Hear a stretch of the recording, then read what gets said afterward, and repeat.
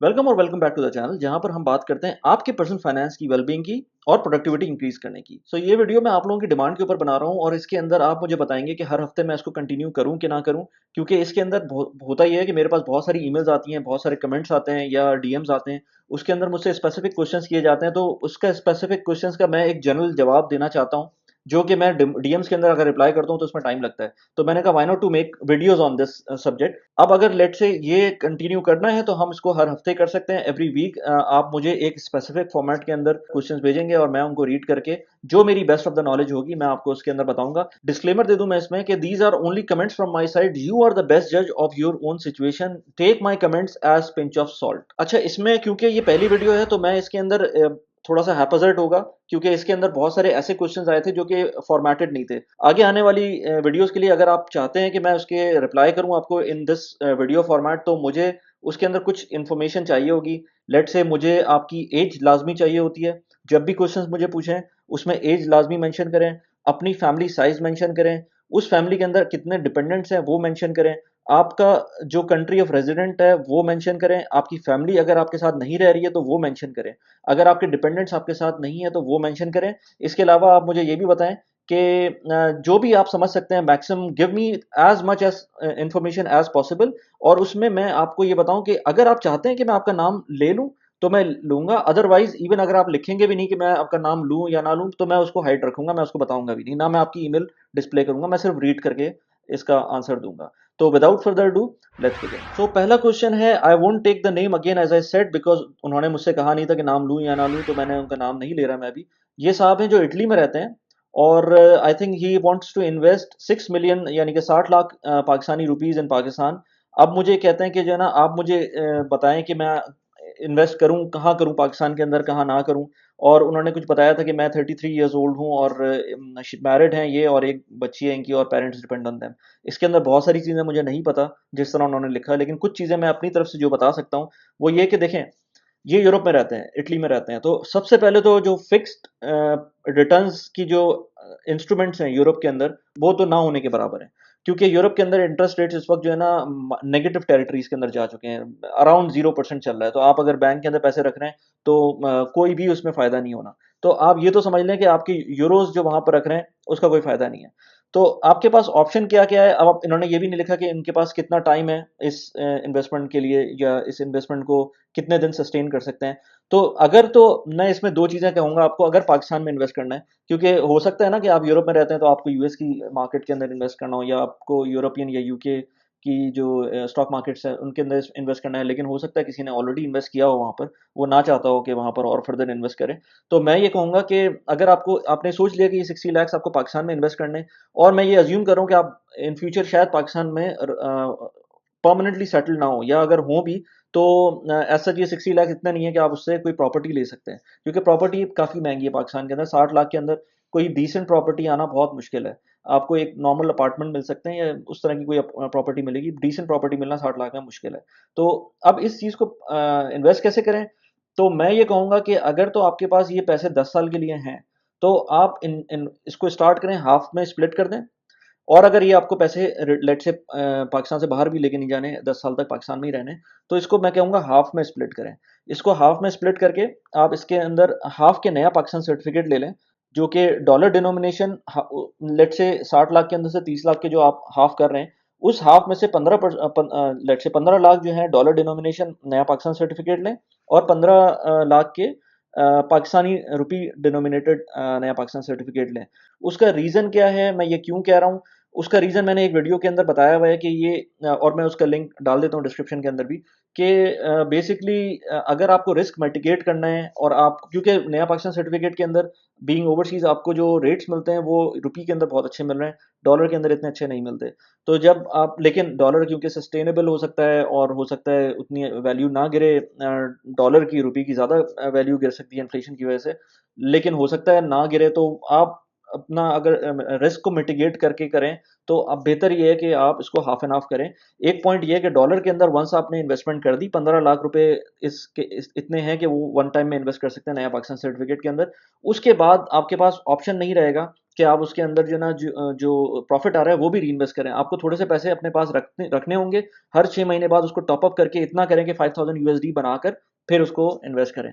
बाकी पीकेआर के अंदर जो आपके पास पैसे आते रहेंगे वो 1-1 लाख रुपए करके आपको रीइन्वेस्ट कर सकते हैं, आप उसको करते रहें। अच्छा, बाकी के जो 30 लाख रुपए हैं वो मैं कहूँगा आपसे कि कुछ को म्यूचुअल फंड में डालें और कुछ को डायरेक्ट स्टॉक्स में डालें। मैं एक वीडियो बनाऊंगा इसके बारे में। वैसे तो मैंने म्यूचुअल फंड्स और स्टॉक मार्केट के बारे में वीडियोस बनाई हैं, लेकिन मैं एक वीडियो ऐसी बनाऊंगा जिसके अंदर मैं बताऊंगा कि मैं ये क्यों कहता हूं कि म्यूचुअल फंड ठीक है, बहुत अच्छी चीज़ है, लेकिन अगर आपके पास थोड़ा सा टाइम है तो आप थोड़ा सा टाइम उसको स्टडी करके ईटीएफ्स और डायरेक्ट स्टॉक्स के अंदर जाएं, क्योंकि उसके अंदर आपका जो मैनेजमेंट फीस है और इस तरह की चीज़ें हैं वो कम हो जाती हैं और आपको एक्सपोजर अच्छा मिलता है और आपकी ट्रेनिंग भी होती है, आप थोड़ा सा अच्छा उसमें सीख भी सकते हैं। लेकिन मैं फिर भी कहूंगा क्योंकि सेफ रहना है आपको, तो मैं कहूंगा थोड़ा सा प्ले करने के लिए 5 लाख रुपए आप अपने लगाएं स्टॉक्स के अंदर, डायरेक्ट स्टॉक्स के अंदर, और 25 लाख रुपए लगाएं आप म्यूचुअल फंड के अंदर। दो टाइप के म्यूचुअल फंड ले लें, दो डिफरेंट कंपनीज के। अब कौन से लेने वो मैंने उसके लिए बहुत सारी वीडियोस बनाई हैं, आप देख सकते हैं।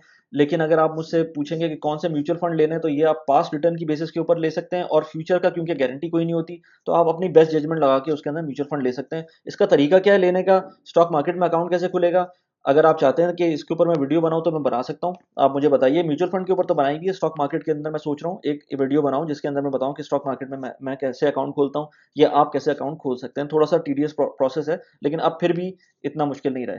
तो भाई साहब, इसमें इस तरह है कि मैंने आपको जिस तरह बताया, हाँ, एक पॉइंट ये कि जो आपका प्रॉफिट नया पाकिस्तान सर्टिफिकेट से आता है और आप रिस्क अवर्स हैं, यानी कि आप इस वक्त सोच रहे हैं कि मैं थोड़ा सा रिस्क ले सकता हूँ, तो मैं ये आपको रिकमेंड करूंगा कि आपका जो प्रॉफिट आ रहा है नया पाकिस्तान सर्टिफिकेट से, B it USD B it PKR, आप वो सारा का सारा इन्वेस्ट कर दें इन स्टॉक्स एंड जो आपका म्यूचुअल फंड है। उससे होगा क्या कि आपका प्रिंसिपल तो सेफ रहेगा, जो कि आपका डॉलर और पीकेआर में होगा।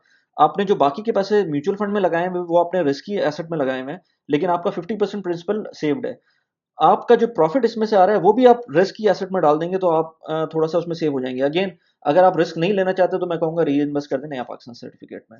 ये मैं आपको जितनी भी चीज़ बता रहा हूँ ये थोड़ी सी हाइपोथेटिकल है, क्योंकि आपने मुझे पूरी डिटेल नहीं बताई थी, तो मैं उसके हिसाब से आपको बता रहा हूँ। आपकी एज कम है, 33 ईयर्स ऑफ एज है आप, तो आप इसके अंदर आराम से थोड़ा सा रिस्क ले सकते हैं स्टॉक मार्केट का, बहुत आराम से ले सकते हैं। तो बाकी ये कि आप इसके अंदर फॉरेन कर दें, जो भी करें फॉरेन करें, इन पैसों को ऐसे ना छोड़ें, क्योंकि मुझे पता है यूरोप में आपको आपको कुछ नहीं मिल रहा होगा, आपको इसके अंदर पैसे लाजमी डालने ही है, पाकिस्तान के अंदर कहीं ना कहीं इन्वेस्ट करने हैं। ठीक है ना। अच्छा, सेकंड एक मुझे ईमेल आई थी, मुझे उन्होंने कहा कि भाई, अच्छा पहले तो बताऊं मैं आपको, इन्होंने की पूरी डिटेल अपनी यूट्यूब के कमेंट में डाल दी थी। मैंने उनको फौरन कहा था कि कमेंट डिलीट करके मुझे ईमेल कर दें, तो उन्होंने मुझे ईमेल की थी, क्योंकि इस तरह की चीज़ इतनी डिटेल के अंदर जो है ना पब्लिक प्लेस के ऊपर ना ही लिखें तो बेहतर है। ईमेल कर दें, मैं एनोनिमसली मैं उसके बारे में डिटेल में यहाँ पर बात कर लूँगा। अब इसमें जो ये कहते हैं वली भाई, I am from Karachi, based in KSA, सऊदीया में बेस करते हैं, I want to share my portfolio here. वो अपना पोर्टफोलियो बताते हैं यहाँ पर कि उनके पास है क्या क्या। चार चीज़ें उन्होंने बताई हैं इसके अंदर। 5 मिलियन उन्होंने यानी कि 50 लाख नया पाकिस्तान सर्टिफिकेट में इन्वेस्ट किए हुए हैं। एक रेजिडेंशियल प्लॉट है जो कि उनका 20 लाख रुपए का था, और जो कि अब 4 साल बाद 5 लाख रुपए का 50 लाख का हो गया, तो काफ़ी अच्छी इन्वेस्टमेंट थी, जो कि अब उन्होंने उनको अच्छा प्रॉफिट दे रहा है इस वक्त। तीसरे नंबर पे उनके पास 80 गज का एक घर है, 80 square yards house, ground +2 in Karachi, which cost around 9 million, 90 lakh रुपए का है, जो कि अराउंड 41,000 रेंटल इनकम देता है। एक साल पहले लिया था उन्होंने। मैंने इसको कैलकुलेट किया था, इनकी रेंटल रिटर्न 5.4 बन रही है। पाकिस्तान में रेंटल रिटर्न आपको पता है एट मैक्स 3.5 बन रही होती है, लेकिन क्योंकि अब आप इसमें देखें थोड़ा सा एक पॉइंट है, इसी इसी वीडियो के अंदर मैं आपको बता देता हूँ कि रेंटल रिटर्न ऑल्दो के बहुत फिक्स सी चीज़ है, यानी कि 3 to 4% या 2.5 से 4% भी मिल सकती है, लेकिन इनकी रेंटल रिटर्न बहुत अच्छी है। उसका रीज़न ये है, अब इसके अंदर ये घर प्रॉबली इतना बड़ा नहीं है, 80 स्क्वायर यार्ड्स का है, ग्राउंड +2 बना हुआ है, तो उन्होंने अगर प्रॉपरली बनाया होगा ना, तो इन्होंने ग्राउंड +1 +1 तीन डिफरेंट टेनेंट्स को ये आराम से रेंट आउट कर सकते हैं। अब इसमें थोड़ा सा ये मैनेजमेंट कर लें इसकी, तो इनको पैसे बहुत अच्छे मिल रहे हैं, इसका रेंटल रिटर्न बहुत अच्छा है, और 5.4% is a very good rental return in Karachi. तो इस तरह होता है। वैसे मेरे पास जो प्रॉपर्टीज़ हैं इस वक्त, उनके रेंटल रिटर्न 3.2 इस तरह करके, इससे ज़्यादा नहीं है। तो this is a very good rental return. उसका सोल रीज़न ये है कि इनकी प्रॉपर्टी के जो जो कंस्ट्रक्शन टाइप है, वो उन्होंने एक ही बिल्ट अप प्रॉपर्टी के अंदर मल्टीपल जो उनको पोर्शंस मिले हुए हैं, उसके अंदर इन्होंने इंडिविजुअल फैमिलीज को दिया हुआ है। अच्छा, इसके अलावा इन्होंने कहा है 1.5 million in direct stocks and high risk mutual fund, 15 lakh रुपए इन्होंने डायरेक्ट स्टॉक्स और हाई रिस्क म्यूचुअल फंड में डाले हुए। I will be pleased to see your comment on my portfolio and its diversity, whether it is good or need to make some changes. Thanks in advance. अब इन्होंने मुझे अपनी as नहीं बताई, लेकिन अपेरेंटली जो इन्होंने मुझे जितना बताया उसके हिसाब से मेरे ख्याल से बहुत अच्छा डाइवर्सिफाइड पोर्टफोलियो है अगर पाकिस्तान के अंदर फ्यूचर में रहना है, क्योंकि आप देख लेना इसके अंदर रेजिडेंशियल प्रॉपर्टी भी है, फिक्स इनकम भी है, स्टॉक मार्केट के अंदर इन्वेस्टमेंट भी है, mutual fund high risk mutual fund भी हैं, और रेंटल रिटर्न भी अच्छे हैं इनके, और प्लॉट भी है। तो सारा मसाला इन्होंने तैयार करके रखा हुआ है, बिरयानी खाने की देर है। It's very good portfolio. अब डिपेंडिंग कि इनकी इनकम क्या है, हो सकता है इनके इनकम लेट से आई वुड से 40,000 दिरहम है या रियाल है, फिर तो ये पोर्टफोलियो तो सही है, डाइवर्सिफाइड है, लेकिन सेविंग एंड इन्वेस्टमेंट के पॉइंट ऑफ व्यू से कम है। अब डिपेंड करता है ना कि कितने टाइम से ये लोग काम कर रहे हैं। अगर 20,000 दिरहम या 20,000 रियाल सैलरी है, फिर उसके हिसाब से बहुत अच्छा पोर्टफोलियो है और डाइवर्सिफाइड है। आई वुड से कि इसी के अंदर इनको कंटिन्यू करना चाहिए, और फर्दर जो नया पाकिस्तान सर्टिफिकेट के अंदर इन्वेस्ट करें, स्टॉक्स में इन्वेस्ट करें। फर्दर कुछ दिनों बाद अगर प्रॉपर्टी ले सकते हैं तो कोई और प्रॉपर्टी, इसी तरह की रेंटल प्रॉपर्टी ले लें। Nothing like it. Thank you very much, मुझे आपने ईमेल किया, और भी कुछ पूछना हो तो मुझे ज़रूर बताइएगा। अच्छा, तीसरी ईमेल जो है ना बड़ी इंटरेस्टिंग है। मुझसे बहुत सारे लोगों ने पूछा है, भाई आप बात करते हैं, मैं क्योंकि अब पॉइंट ये है ना कि मैं इस वक्त मैं यूएई में रहता हूँ, और मैं जितना भी लोग ज़्यादातर मुझे सुनते हैं वो भी नॉर्मली एक्सपैट पाकिस्तानीज़ हैं, या कुछ इंडियंस भी हैं। तो अब जब मैं बात करता हूँ तो उसी लेवल पे जाके बात करता हूँ, लेकिन मुझे बहुत सारे लोग कहते हैं कि यार आप पाकिस्तान की इनकम के हिसाब से ही बात करें। तो बिल्कुल सही बात है, मुझे करनी चाहिए। अब मुझसे किसी ने पूछा था कि यार अगर किसी की इनकम 40,000 रुपये पाकिस्तानी है पर मंथ, तो उसको क्या करना चाहिए और उसको किस तरह से काम करना चाहिए। तो मुझे एक भाई ने अपनी डिटेल बताई थी कि वो इंडिपेंडेंट रहते हैं, आई मीन टू से पेरेंट्स के साथ रहते हैं, लेकिन इंडिपेंडेंट अपना कमाते हैं, और उनको वो उनके पेरेंट्स रिलाई नहीं करते उनकी इनकम के ऊपर।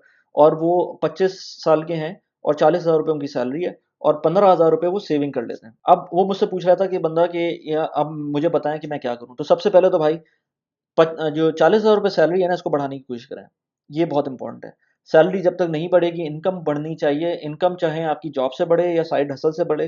साइड हसल के बारे में मैंने एक वीडियो बनाई थी, आप वो वीडियो ज़रूर देखिएगा जाकर, जिसके अंदर मैंने बताया है कि किस तरह से हम एडिशनल सोर्स ऑफ इनकम ला सकते हैं अपनी लाइफ के अंदर, और उसकी वजह से हम फ़ायदा ले सकते हैं ओवरऑल। तो डेफिनेटली 40,000 रुपये से बढ़ानी पड़ेगी आपको अपनी इनकम।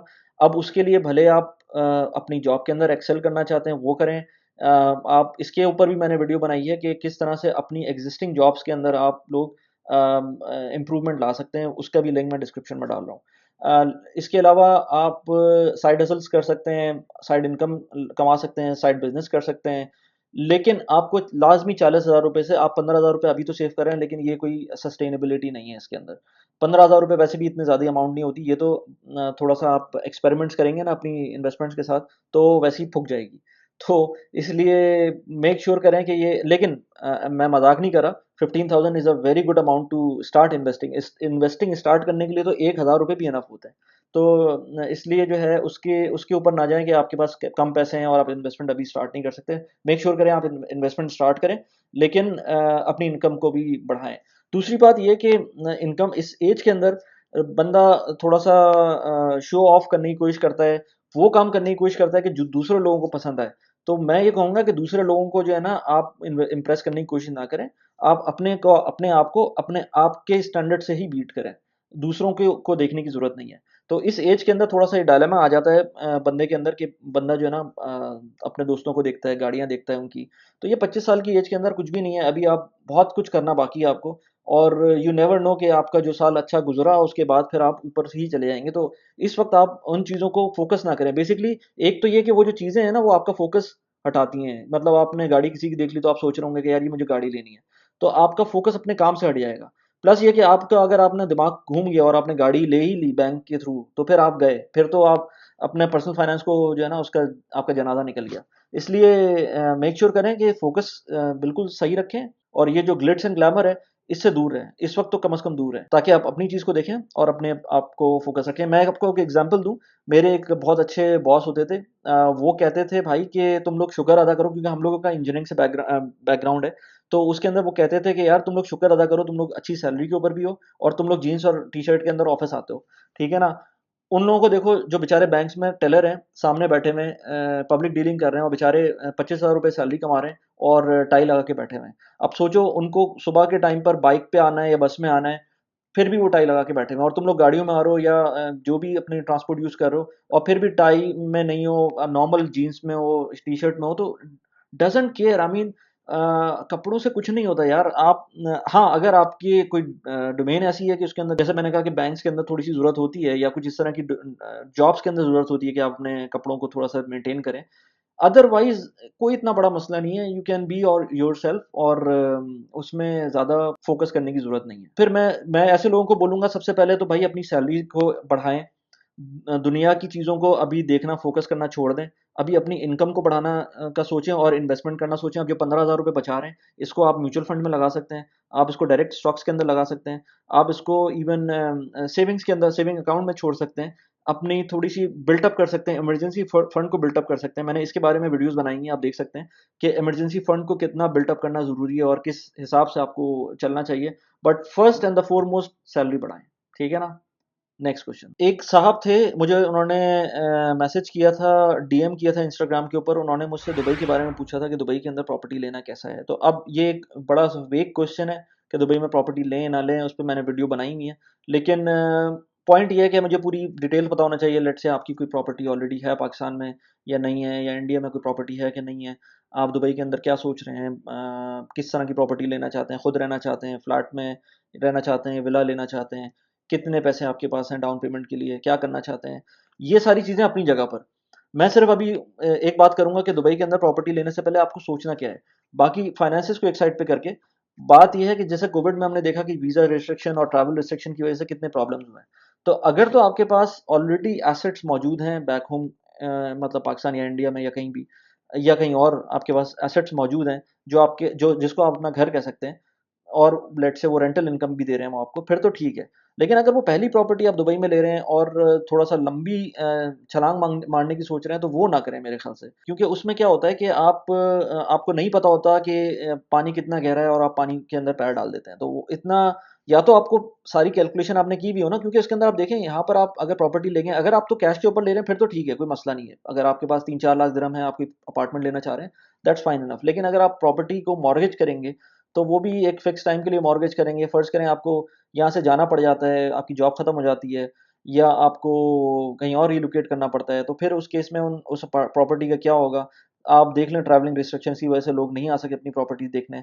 तो इट ऑल डिपेंड्स, लेकिन मेनली ये डिपेंड करता है कि आपके पास ऑलरेडी क्या एसेट मौजूद है, और दूसरा ये कि आपके पास कितने पैसे मौजूद हैं डाउन पेमेंट करने के लिए, या आप कैश पे ले रहे हैं। तो ये बहुत सारी चीज़ें इस पे डिपेंड करेंगी। तो otherwise Dubai is very good, और इस nothing like it this place. जब तक आप यहाँ रह रहे हैं, नथिंग लाइक इट। जब तक कैश फ्लो है ना, दुबई से अच्छी कोई जगह नहीं है। अच्छा, नेक्स्ट ईमेल के ऊपर आते हैं। थोड़ी सी ये ऑर्गेनाइज नहीं थी ये वाली ईमेल, लेकिन मैं जो समझ सका हूँ वो ये कि वो कहते हैं कि भाई चाइना से ये हैं, और वो कहते हैं कि मेरे पास 1 करोड़ रुपए हैं, अगर मैं 1 करोड़ रुपए पाकिस्तान में इन्वेस्ट कर देता हूँ, लेट से मुझे उससे 1 लाख रुपए आता है, और फिर मैं एक और लोन लेता हूँ 1 करोड़ रुपए का।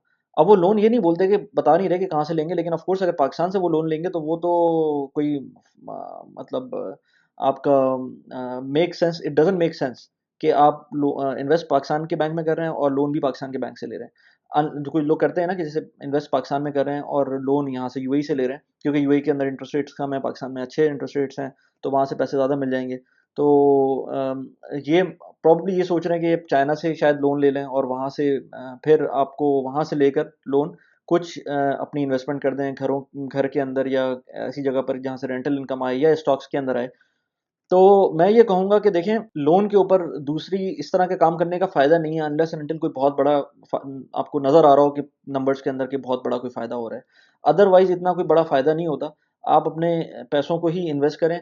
लेवरेज वाला काम, अभी मैं इस पे लेवरेज पे अलग से एक वीडियो बनाऊँगा मैं, लेकिन लेवरेज वाला काम ना करें। और मैं एक और वीडियो बनाऊँगा जिसके अंदर मैंने बताऊँगा कि मैं किस तरह से अपने 2 मेजर जो मेरे जिनके साथ मेरे साथ जो प्रॉब्लम हुई थी फाइनेंशियल प्रॉब्लम जो हुई थी, 2 दफ़ा ज़िंदगी में मतलब गलत डिसीजंस हुए और अब गलत डिसीजंस हुए या गलत हो गया, लेकिन उससे मैंने कुछ सीखा, वो मैं आपको एक अलग वीडियो में बताऊँगा। लेकिन उसका यही है ताल्लुक थोड़ा-सा लेवरेज से, कि आप चाहते हैं कि एक बैंक से लेकर दूसरे बैंक में लोन लेकर काम करें, तो वो बेहतर है ना करें। और फिर कहते हैं कि इफ़ आई बाय लैंड और उस पे कोई चिकन बिज़नेस या शीप, तो उसके बारे में मुझे इतना आइडिया नहीं है, तो I can not comment on that too much.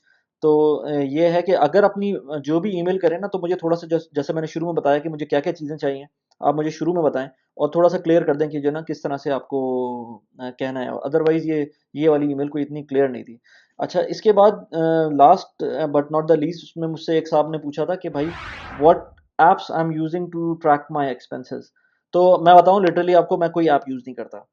क्योंकि मैंने ट्राई किया ऐप यूज़ करना, मैंने मल्टीपल ऐप्स यूज़ की थी। मैंने गाड़ी के लिए पेट्रोल के लिए अलग यूज़ की, गाड़ी सर्विस के लिए वही वाली ऐप यूज़ हो रही थी।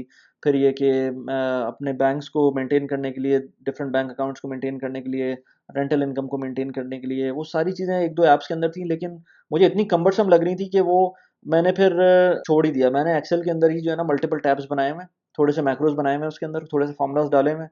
मैं एक ही एक्सेल शीट के अंदर मल्टीपल टैब्स के अंदर वो काम कर लेता हूँ। तो I don't use basically apps anymore, और मैं सिंपल एक्सेल शीट के अंदर ही काम करता हूँ, and I am much much more comfortable in that. वो उसके अंदर मैं ईमेल भी कर सकता हूँ, किसी और से शेयर करना चाहूँ, जैसे स्पाउस से अपने शेयर करना चाहूँ डेटा, तो वो भी शेयर हो जाता है, बैंक्स की सारी इन्फॉर्मेशन होती है। उसके अंदर एक शीट मैंने ऐसी बनाई हुई है जिसके अंदर मुझे अपनी नेट वर्थ हर महीने की पता होती है, तो फिर मुझे वो ज़कात के लिए भी ईज़ी हो जाता है उसके अंदर काम, उसकी कैलकुलेशन करना। एवरी मंथ आपको पता होता है कि आपकी नेट वर्थ कितनी है। तो इस तरह से वो करता हूँ मैं मेंटेन। अगर आप चाहते हैं कि वो मैं उसका एक टेम्पलेट शेयर करूँ, तो मैं टेम्पलेट शेयर कर दूँगा। लेकिन आप मुझे बताएँगे कि मैं करूँ कि ना करूँ, तो फिर मैं इस डिस्क्रिप्शन में डालूँगा।